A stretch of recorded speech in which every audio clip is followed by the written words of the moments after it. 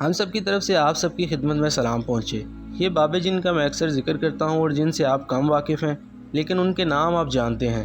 یہ بڑے ہنسمکھ اور خوش طبع کے لوگ ہوتے ہیں۔ اگر آپ کو زندگی میں کوئی ایسا بابا ملے جو طبیعت کا سخت اور مزاج کا گرم اور سخت گیر ہو، تو سمجھیے گا وہ بابا ہی نہیں ہے، اس نے یہ پیشہ اختیار کر رکھا ہے، بھلے وہ طبیعت کا اچھا ہی انسان ہو۔ بابوں میں تفریح طبع کا سامان باہم پہنچانے کی اللہ نے ایسی صلاحیت دی ہوتی ہے کہ بعض اوقات حیرانی ہوتی ہے، یہ چھوٹی سی بات سے اتنا بڑا نتیجہ اخذ کر لیتے ہیں، انسان یہ سوچ کر حیران رہ جاتا ہے۔ انہیں اچھی بات، اچھا وجود، اچھے چہرے، اچھا موسم، اچھے پرندے، اچھا وقت اس قدر مرغوب ہوتا ہے اور اتنا مطلوب ہوتا ہے کہ وہ اسے اپنی زندگی کے دائرے سے باہر جانے ہی نہیں دیتے ہیں۔ میں اپنے بابا جی کو اپنے بچپن کے واقعات سنایا کرتا تھا۔ انہیں میرا ایک واقعہ ایسا پسند تھا کہ انہوں نے 2 3 4 مرتبہ فرمائش کر کے سنا، اور جب ڈیرے پر نئے لوگ آتے تھے تو وہ مجھے وہ والا واقعہ سنانے کا ضرور حکم دیتے، اور مجھے اندیشہ ہوتا تھا کہ میں اس میں کہیں کسی ایسے مقام پر پھسل نہ جاؤں کہ مجھ سے کوئی کوتاہی سرزد ہو، اور ڈر رہتا کہ کہیں بیان کرنے میں کوئی کسر نہ رہ جائے۔ ایک دفعہ فیصل آباد اور ساہیوال کے کچھ جاگیردار قسم کے لوگ ڈیرے پر آئے ہوئے تھے، تو مجھے بابا جی نے مخاطب کرتے ہوئے کہا کہ اشفاق وہ واقعہ سنائیں جب آپ چھوٹے ہوتے چٹھی رساں کے ساتھ چلتے تھے۔ خواتین و حضرات، مجھے یاد ہے اس وقت میری عمر کچھ زیادہ بڑی نہیں تھی، کوئی 4 سال ہوگی، ابھی اسکول داخل نہیں ہوا تھا، لیکن مجھ میں ہوش کے آثار اپنے دوسرے بہن بھائیوں کے مقابلے میں کچھ زیادہ تھے، اور جو فوٹوگرافی کے میز میرے تصرف میں آتے وہ ذہن سے جاتے نہیں تھے۔ ہمارے گاؤں کی طرف جو راستہ آتا تھا وہ سرخ اینٹوں کا تھا، اور میرے والد صاحب کہا کرتے تھے کہ یہ سڑک نہیں ہے بلکہ یہ سولنگ بنائی گئی ہے۔ ہم بڑے خفیف اور شرمندہ ہوتے تھے، اور میرے والد ہمیشہ اونچے شملے والی پگڑی باندھ کر بڑے فخر سے کہا کرتے تھے کہ سڑک ہم نے دیکھی ہے۔ دوسری طرف میں، میرے بہن بھائی اتنے بد نصیب تھے کہ ہم اکثر سوچا کرتے تھے کہ جانے سڑک کیسی ہوتی ہے۔ اس زمانے میں سڑکیں کم ہی ہوا کرتی تھیں، ہم اس زمانے میں سولنگ تک ہی ابھی پہنچے تھے۔ وہ انگریز کا دور تھا، وہ ذرا تیزی سے کام کرتے تھے۔ انگریز کو اس بات کا بڑا شوق تھا اور وہ ڈاک کے نظام پر خصوصی توجہ دیتا تھا، اور پوسٹل سسٹم کی بہتری اس کی ترجیحات میں شامل تھی، اور اس نظام کو مؤثر بنانے کے لیے سڑکوں اور بہتر راستوں کی ضرورت ہوتی ہے، لہٰذا وہ جلدی میں پکی سڑک کی جگہ سولنگ بنوا دیتا تاکہ ڈاک کا نظام متاثر نہ ہو۔ وہ ڈاک کے نظام کو کامیاب اور ترقی یافتہ دیکھنے کا خواہاں رہتا تاکہ دور دراز کے لوگوں کا ضلع کے ساتھ رابطہ قائم رہے۔ ظاہر ہے انہیں اس طرح سے حکمرانی میں آسانی ہوتی ہوگی۔ ہمارا گاؤں اچھا خاصا بڑا تھا، اس کا بازار بھی بڑا تھا، اور میرا خیال ہے اس کو حق پہنچتا تھا کہ اس کی طرف آنے والی سڑک پکی اور سرمئی رنگ کی ہوتی، لیکن ایسا نہیں تھا۔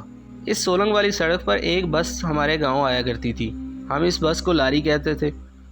لاری کو آپ پرانے زمانے کی شور مچاتی ہوئی بس کہہ سکتے ہیں۔ اس لاری کے ڈرائیور کو یہ خاص حکم تھا کہ اس کی سپیڈ تیز نہیں کرنی، اگر 25 میل فی گھنٹہ سے اس کی رفتار تیز ہو جاتی تو چلان کر دیا جاتا تھا، اور سرکاری ملیشیا اس ڈرائیور کو خارج کر دیتی تھی۔ اس طرح وہ پرانی سی لاری مسافروں سے لدی پھدی روتی پٹتی گھڑ گھڑ کرتی آتی تھی۔ صبح 10 بجے کے قریب گیڈر بار ڈوڈا کالونی سے چلتی تھی، کیونکہ وہاں ایک بڑا کارخانہ تھا، اور وہاں سے ایک ڈاکیا ڈاک کا تھیلا لے کر ہمارے گاؤں اس لاری سے آیا کرتا تھا۔ وہ لاری مسافر اتار کر ہمارے گاؤں سے آگے چلی جاتی تھی، اور پھر وہ شام کو لوٹتی تھی تو ہمارا ڈاکیا اس میں بیٹھ کر واپس چلا جاتا۔ جب ہمارے گاؤں وہ ڈاکیا ڈاک لے کر آتا تو اس کے کندھے پر ایک تھیلا لٹکا ہوا ہوتا تھا، خاکی وردی اس نے پہنی ہوتی، اور ایک چمڑے کا بیلٹ اس نے سینے سے کمر کی طرف باندھا ہوتا تھا، اور وہ بڑی شان سے چلتا تھا۔ جب وہ بس سے اترتا تو ہمارے گاؤں کا ایک دکاندار جس کا نام سردول سنگھ تھا، اسے سب سردول سنگھ وڑیوے والا کہا کرتے تھے۔ وہ مویشیوں کے لیے کھل، بنولا، بھوسا اور چوکر وغیرہ بیچتا تھا۔ اس ڈاکیے کا نام سلطان تھا۔ جب وہ سلطان ڈاکیا لاری سے اتر کر آتا تو سردول سنگھ اونچی آواز میں ہاتھ لہرا کر کہتا تھا، سبحان اللہ سلطان، تیری سب تو اونچی شان، تیرا اللہ نگہبان، بسم اللہ جی آیا نو سلطان۔ وہ سلطان چٹھی رساں کو دیکھ کر نظم پڑھتا، اور سلطان اسے سلام کرتا ہوا اس کی دکان میں آ جاتا۔ اس دکان کے سامنے ایک سبزی فروش کا چبوترا تھا، اس چبوترے پر سلطان چٹھی رساں اپنا وہ خوبصورت سا تھیلا رکھتا، اس میں سے خطوط کے 2 بڑے بڑے پیکٹ نکالتا اور انہیں رسی سے الگ الگ باندھ دیتا، جبکہ اپنا ڈاک کا بڑا تھیلا سبزی فروش کے پاس رکھ دیتا۔ خواتین و حضرات، جب وہ ڈاکیا وہاں سے چلنے لگتا تو 2 کتے ڈبو اور کالو اس کے پاس آ جاتے۔ ڈبو کی کمر پر ایک چٹاخ کا نشان تھا، جبکہ کالو کالے رنگ کا تھا۔ وہ دونوں آوارہ کتے تھے، لیکن انہیں جانے کیسے پتہ چل جاتا کہ سلطان چٹھی رساں لاری سے اتر چکا ہے، اور وہ وہاں پہنچ جاتے۔ ڈبو ڈاکیے کے دائیں جانب جبکہ کالو اس کے بائیں آ کر بیٹھ جاتا۔ وہ ڈاکیا ان 2 پیکٹوں میں سے ایک ڈبو کے منہ میں دے دیتا اور دوسرا پیکٹ کالو کو دے دیتا۔ دونوں آوارہ کتوں میں معلوم نہیں اس قدر نظم، تابع فرمانی اور اطاعت و سلیقہ کہاں سے آ جاتا کہ وہ اپنے اپنے پیکٹ اٹھائے چل پڑتے، جبکہ سلطان چٹھی رساں ان دونوں کے درمیان میں چلتا۔ دائیں ہاتھ کی جتنی بھی آبادی تھی اس کی چٹھیاں پہلے تقسیم ہوتیں اور ہر گھر پر کھڑے ہو کر ڈاکیا کالو کے منہ سے پیکٹ لیتا، خط چھانٹ کے دیتا اور پھر اسے باندھ کر کالو کو دے دیتا۔ جب آخر تک پہنچ جاتے پھر واپسی پر ڈبو کے پیکٹ کی باری ہوتی اور ڈبو بھی احسن انداز میں اپنی ڈیوٹی دیتا۔ دونوں نہایت باادب انداز میں خطوط ختم ہونے پر ڈاکیے کے قریب دم سمیٹ کر بیٹھ جاتے۔ وہ ان کتوں کو کیا دیتا تھا، ان کے ساتھ کیا شفقت برتتا تھا، میں نہیں جان سکا۔ میں تو اس وقت چھوٹا تھا لیکن بہت متجسس تھا، اور کتوں کی اس کے سامنے تابع فرمانی دے کر ہم سلطان کو اپنا ہیرو سمجھتے تھے۔ جس طرح آپ کی فلموں کے ہیرو اور ہیروئن شان، ریما وغیرہ ہیں، اسی طرح ہمارے گاؤں کا شان جو تھا وہ سلطان چٹھی رساں تھا، اور ہم سارے اس کی محبت میں مبتلا تھے۔ وہ بڑا ہی شفیق انسان تھا۔ وہ سر پر ترے والی پگڑی باندھتا تھا۔ وہ خط تقسیم کر کے باقی ماندہ خطوط تھیلے میں واپس رکھ دیتا، تھوڑی دیر وہاں سستاتا۔ خواتین و حضرات، جب تک اس کی لاری نہیں آ جاتی اس وقت تک وہ دونوں کتے کالو اور ڈبو اس کے حضور میں نائب قاصد کی طرح بیٹھے رہتے اور وہ اس کے جانے تک اپنی جگہ سے ہلتے نہیں تھے۔ ایک دن ایسا ہوا کہ بڑی زور کی آندھی چلی اور ہمارے گاؤں کے درخت بہت زور سے کھڑکھڑائے اور شراٹے دار ہوا چلی۔ میری نانی جو تھی وہ چھوٹے قد کی بہت پیاری خاتون تھیں۔ ان کے پاس 3 جوڑے ہوتے تھے، ایک وہ دھوکڑ سوکھنے کے لیے ڈال دیتی، ایک پہنا ہوا ہوتا تھا جبکہ ایک انہوں نے اپنے تکیے کے نیچے رکھا ہوا ہوتا تھا۔ اور میری نانی اس زمانے میں بھی کپڑے استری کیے بغیر نہیں پہنتی تھیں۔ ان کے پاس ایک سلور کا لوٹا اور ایک تسبیح تھی۔ وہ اس آندھی کی بات کہتی تھیں کہ یہ بڑی خوفناک آندھی ہے۔ وہ میرے ابا جی سے کہتی تھیں کہ کاکا ضرور کہیں قتل ہو گیا ہے، کوئی بندہ مر گیا ہے۔ جواب میں ابا جی نے کہنا کہ نہیں خالہ، کوئی قتل نہیں ہوا، سب اللہ کا فضل ہے۔ لیکن وہ اپنے موقف پر قائم رہتی۔ اور ان کی زندگی کا ایک خاصہ تھا، وہ انسان کے بارے میں بہت زیادہ محسوس کرتی تھیں۔ اس زمانے میں کوئی قتل و تل تو ہوتا ہی نہیں تھا، شاذ و نادر ہی کوئی ایسی بات ہوتی۔ اس زمانے میں تعلیم بھی اتنی عام نہیں تھی۔ جب تعلیم عام ہوئی اور اخبار چھپنے لگے تو اب ماشاءاللہ 12-14 قتل روز پڑھنے کو مل جاتے ہیں۔ ابا نے اماں سے کہا کہ کوئی قتل نہیں ہوا، لیکن ان کے دل کو بے چینی تھی اور وہ کہنے لگیں کہ کسی انسان پر ضرور کوئی حادثہ گزرا ہے۔ خواتین و حضرات، اگلے دن جب لاری رکی تو ڈاک کا تھیلا لے کر جو چٹھی رساں اترا اس کا نام عبدالرزاق تھا اور وہ سلطان نہیں تھا۔ اس نے آ کر ویسے ہی اپنا تھیلا سبزی فروش کی دکان پر رکھا، ویسے ہی اس نے 2 پیکٹ نکالے جیسا کہ اس کے کولیگ نے اسے بتایا تھا۔ سردول سنگھ وڑیوے والا نے کہا کہ سلطان نہیں آیا۔ اس نے بتایا کہ رات اچانک حادثہ گزرا اور پتہ نہیں اس پر بیماری کا اٹیک ہوا اور وہ فوت ہو گئے، اور انگریز کا یہ اصول ہے کہ ڈاک نہیں رکنی چاہیے، تو اب اس ڈیوٹی پر میں حاضر ہو گیا ہوں۔ اس نے بتایا کہ سلطان میرا سینئر تھا، میں اس کے ساتھ 2-3 مرتبہ یہاں ڈاک تقسیم بھی کر چکا ہوں۔ مجھے کالو اور ڈبو کا بھی پتہ ہے۔ وہ بڑی دیر تک بیٹھا کالو اور ڈبو کا انتظار کرتا رہا لیکن وہ نہیں آئے۔ پھر اس نے لوگوں سے پوچھا کہ وہ کہاں ہیں، تو لوگوں نے کہا کہ ہم نے انہیں نہیں دیکھا، کل رات تک وہ یہاں تھے، پھر علم نہیں کدھر چلے گئے۔ خواتین و حضرات، جب سلطان کے ساتھ وہ حادثہ گزرا ہوگا تو پتہ نہیں انہیں کیسے معلوم ہو گیا ہوگا کہ اب وہ ہمارا محبوب یار یہاں سے جا چکا ہے، اب ہمارا بھی اس علاقے میں رہنا ممکن نہیں۔ غالباً انہوں نے ایسا ہی خیال کیا ہوگا۔ ڈبو اور کالو کو لوگوں نے بھی تلاش کیا لیکن وہ نہیں ملے۔ چٹھیاں تو بعد میں بھی تقسیم ہوتی رہیں لیکن اس گاؤں کی ساری رونق اور ردم اور محبت کی ایک زندہ داستان تھی، وہ معدوم ہو گئی۔ میں جب بابا جی کے حکم پر یہ کہانی سنا چکتا تو پھر بابا جی کہتے، دیکھ اس میں بھی ایک راز ہے کہ جب تک ایک شخص جو کہ سلطان چٹھی رساں کے نام سے ایک سیدھی سڑک پر چلنے والا تھا، اس کی حفاظت کے لیے دائیں اور بائیں 2 خیال چلتے تھے۔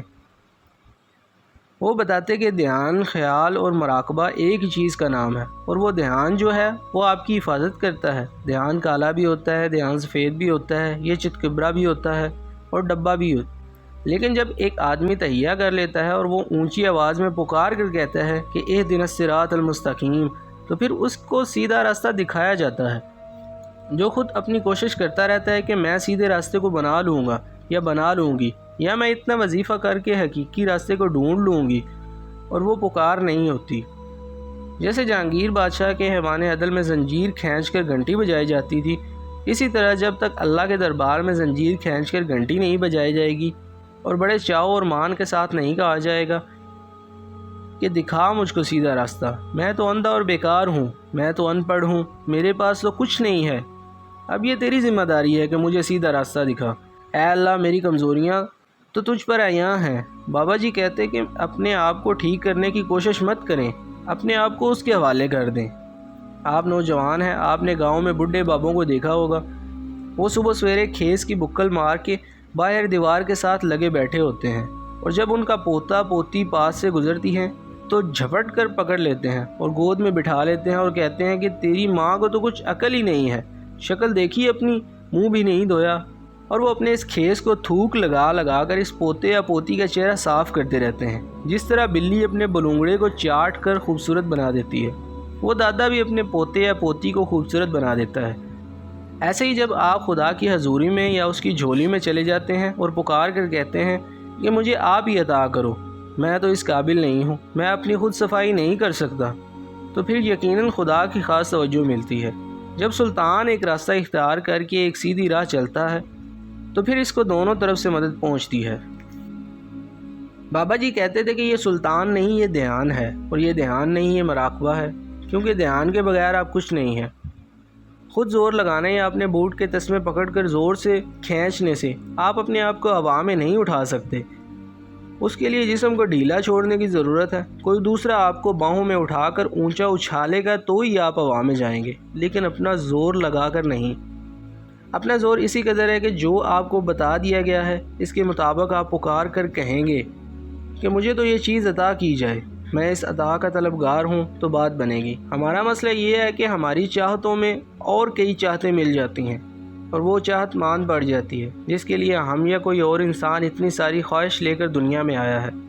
اگر دیکھا جائے تو آدمی کے ساتھ ہوتا کیا ہے، وہ نہ کچھ ہوتا ہے نہ زندگی میں کچھ پاتا ہے، بس آتا ہے اور جاتا ہے۔ اور اگر آدمی کا آنا اور جانا اسی طرح سے ہے جس طرح کہ ہمارا لگا ہوا، تو پھر اشرف المخلوقات ہونے کا کوئی مزہ نہیں آتا۔ مزہ تو تب ہے کہ ہم ان جانوروں سے جو کہ بہت نچلی سطح پر ہیں اوپر ہو کر رہے ہیں، لیکن حیرانی کی بات ہے کہ وہ جانور جو ہم سے بہت نچلی سطح پر ہیں اللہ کے بتائے ہوئے اصولوں کے مطابق چلتے جاتے ہیں، گاتے جاتے ہیں۔ کسی پرندے کو کینسر یا کان کا خوف نہیں، اسے محض گانا ہے۔ وہ ہم سے زیادہ خوش قسمت ہے کہ اس کا رجوع اللہ کی طرف زیادہ ہے۔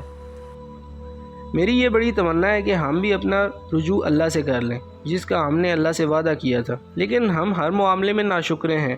ہم کہتے ہیں کہ ہم کوئی اپنی مرضی سے تو پیدا نہیں ہوئے۔ میں جب پیدا ہوا تو میں نے خدا سے کہا کہ نہیں، میں نے نہیں جانا، وہاں گرمی بڑی ہے، دھول ہے، لیکن حکم ہوا کہ تمہیں جانا پڑے گا۔ تو میں نے کہا کہ چلیں اچھا، لیکن مجھے اگر جانا ہی ہے تو ARY گولڈ کے گھر پیدا کرنا، لیکن مجھے ایک معمولی سے ڈاکٹر کے گھر پیدا کر دیا جو 5 روپے فیس لیتا تھا۔ یہ بھی خرابی ہوئی۔ پھر میں نے اللہ میاں سے کہا کہ مجھے پیدا ہی کرنا ہے تو مجھے فروری میں پیدا کرنا، ذرا موسم اچھا ہوتا ہے، اس میں زچہ بھی اچھی رہے گی اور بچہ بھی، لیکن مجھے اگست میں پیدا کر دیا گیا۔ میری ماں کہتی ہے کہ تو نے گرمی کے گندے موسم میں پیدا ہو کر مجھے بہت ستایا ہے۔ پھر میرے ساتھ ایک اور زیادتی ہوئی کہ مجھ سے پوچھے بغیر میرا نام رکھ دیا گیا۔ مجھے کنسلٹ کرنا چاہیے تھا کہ کاکا جی تہاڈا نام کی رکھیے۔ اب ایک تاریخ ایسی آئے گی جس تاریخ کو مجھے یہاں سے چلے جانا ہے۔ ہمارے یہ رویے عجیب طرح کے ہیں، رجوع اللہ کی طرف نہیں ہے، اپنے معاملات اور خواہشات کی طرف زیادہ ہے۔ حالانکہ اللہ نے ہمیں جو پرچہ زندگی حل کرنے کے لیے دیا ہے، اس کو حل کرنے کی ترکیب نبی اکرم صلی اللہ علیہ وآلہ وسلم کے ذریعے ہمیں دے دی گئی ہے، لیکن اسی مقام سے میری کوتاہی شروع ہو جاتی ہے کہ ہم اس ترکیب پر عمل نہیں کرتے۔ میں آپ سے بھی رائے لوں گا کہ میں اس کوتاہی سے باہر نکلنے کے لیے کیا کروں۔ میں ڈاکٹر کی دی ہوئی دوائی لیتے وقت پرچہ ترکیب ضرور دیکھتا ہوں۔ پرچہ زندگی حل کرتے وقت خدا کے دیے گئے احکامات یا دی گئی ترکیب کو نظر انداز کر دیتا ہوں۔ اللہ تعالیٰ آپ کو آسانیاں عطا فرمائے اور آسانیاں تقسیم کرنے کا شرف عطا فرمائے۔ اللہ حافظ۔